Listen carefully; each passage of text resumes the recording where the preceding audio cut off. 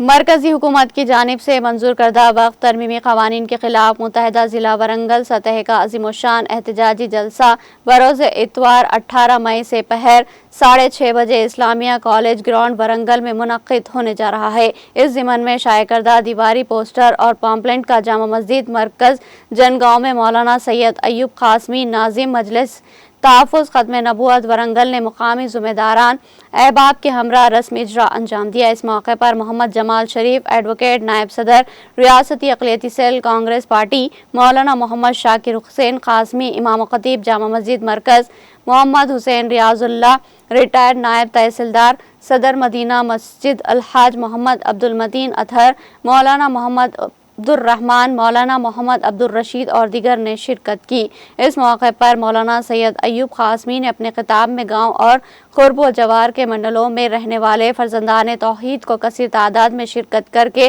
وقف ترمیمی سیاہ قوانین کے خلاف اپنا احتجاج کرانے کا مشورہ دیا۔ انہوں نے کہا کہ مسلسل احتجاج کے باعث مرکزی حکومت وقف ترمیمی قوانین کو واپس لینے کے لیے مجبور ہو جائے گی۔ اس موقع پر محمد جمال شریف ایڈوکیٹ نے بتایا کہ جنگاؤں اور دیگر مقامات سے احتجاجی جلسے میں شریک ہونے والے